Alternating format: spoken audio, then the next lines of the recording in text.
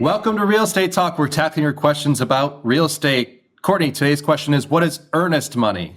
First of all, Joe, I'm going to steal your shine a little bit because I have to ask the people tuning in, please make sure that you like and subscribe and share this video. This is important stuff. We want to make sure that we continue to empower you, whether you're buying a home or selling a home. So I just wanted to interject there. Thank you, Joe. So yeah, we want to help for sure. Yeah. So earnest money is a good faith deposit that you pay soon after a seller has accepted your offer on a home. It really demonstrates your intent to buy the home, shows the seller that you're really committed to the purchase. And so beyond just showing your good faith that you want this home, it also can act as a little bit of a safeguard so that just in case you breach the contract, the seller might have an opportunity to retain that earnest money. Obviously, if you're buying a home, your agent, I speak for them in this moment, is doing everything that they possibly can to protect that earnest money deposit. So don't be afraid here. Joe, how much earnest money deposit should a buyer put down? Yeah, we talked a little bit before in a previous video about just market conditions and whether it swings to a seller's market or a buyer's market, or if there's good balance in the market. If it's sort of close to the middle, a good balanced market, of course, buyer and seller negotiate this piece, first of all. But really, you could expect it to be about 1 to 3% of the purchase price. If it's starting to swing to the seller's market, you might want to up that amount to, maybe something like 5 or even 10% of the purchase price, depending on what you're able to put down for earnest money deposit and also the property purchase price.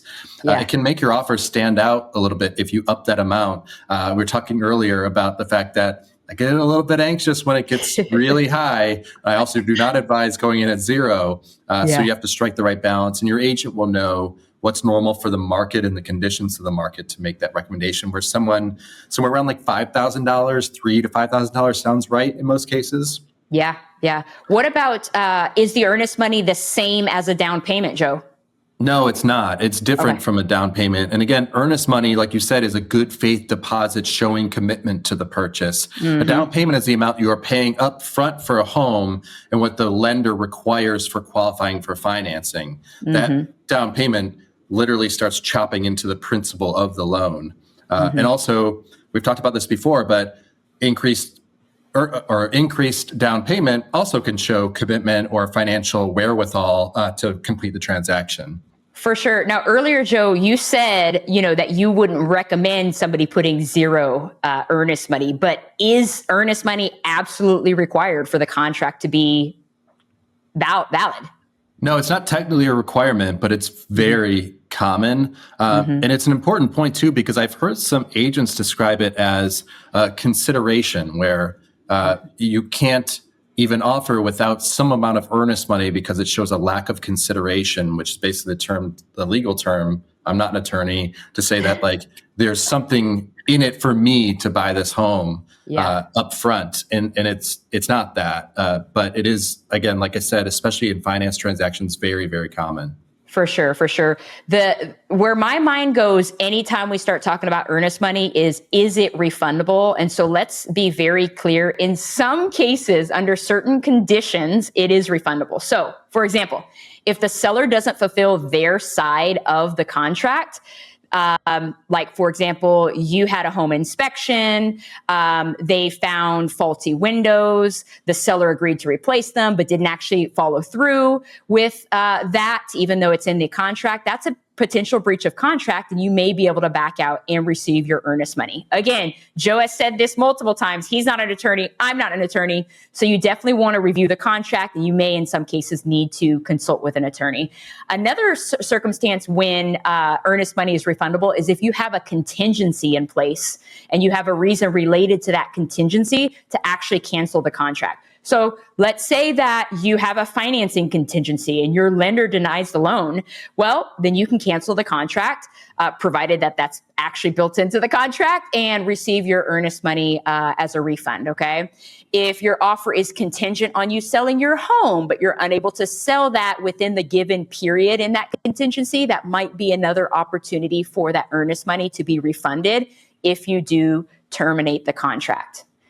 So Joe, our job, in my opinion, our job as agents is really to protect buyer's earnest money. But in some cases, if a buyer doesn't comply with the contract, even despite our advice or guidance or misses key deadlines, there's a risk of losing it. And that's never a fun conversation. I don't know your experience there, Joe. It's probably the most contentious piece if a deal starts going sour is both parties want to scramble to find out who gets what in that scenario, which is why if we are protecting against losing earnest money or to protect that earnest money deposit, the number one tip I would have is to document everything. Yes. And, you and I know from managing multiple markets across the country that not every contract to purchase real estate is created equal, unfortunately. Yeah. And some are very clear on terms and timelines, and it can feel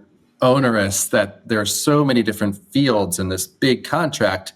But when it comes to deciding who gets what with earnest money, as one example, it's really helpful. But outside of just the contract itself, document everything leading up to those moments where if you do have a certain reaction to the inspection report, even make sure that your conversation with your agent is written down so that you're on the record for saying basically what your reaction is to it. You have an email timeline or a text timeline of everything that was leading up to that. Yeah. It's just a short or long way of saying write everything down.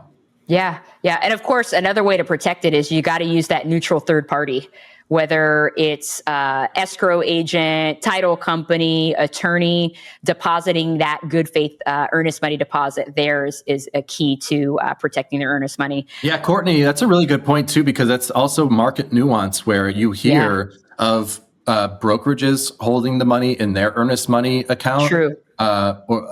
Which can be fine too if that's what you're comfortable with.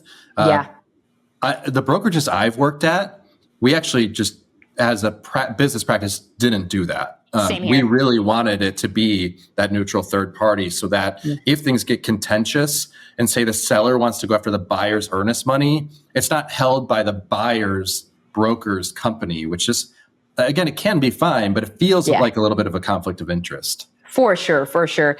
And I think the last two things I want to hit on in terms of a buyer being able to protect their earnest money is understand your contingencies, but better yet, understand what you're signing before you sign it. And it's so important that you're sitting down with your agent. In some cases, you may want to have an attorney go over the contract with you as well in order to make sure that you fully understand not only your rights as a buyer, but also the obligations. And that was the last thing. Once you've signed, you have a duty to fulfill any obligations that you've agreed to, as much as the seller. The seller has to fulfill their obligations as well. And, making sure that you hit those deadlines is super crucial. You'll see in most of our contracts, there's language that says time is of the essence. Those are firm deadlines. You got to meet them. If there's one takeaway from the video, it's probably that. Hit your deadlines and make sure, like you said, that it's clear what those deadlines are. For example, if you are to complete and respond to an inspection report within 7 days, is that 7 business days? What happens on that 7th day? Is it at midnight on the 7th day? Is it the beginning of the 7th day? That sort of thing becomes super important if this is under contention. This actually reminds me of something that has happened not too long ago, where a buyer, some of those deadlines fell on a weekend. And the buyer's like, well, wait a minute, it's the weekend. Like, why are we working on a weekend? Hey, that's why you got to know the contract and what you have bound yourself to, because some of these deadlines are calendar days. They're not business days, okay? Unless the contract explicitly says that. So really, really important. I'm glad we finished this episode with that kind of overarching theme is know what you're binding yourself to. We'll be back with another episode with tips to help you navigate the world of real estate. Let us know in the comments any questions that you may have about this topic or future topics that you would like us to cover. And also make sure you like and subscribe and share this video. If you know somebody that's buying a home, selling a home, this is good stuff to help them go into that process informed and empowered. Thanks again for tuning in. We'll see you guys next time.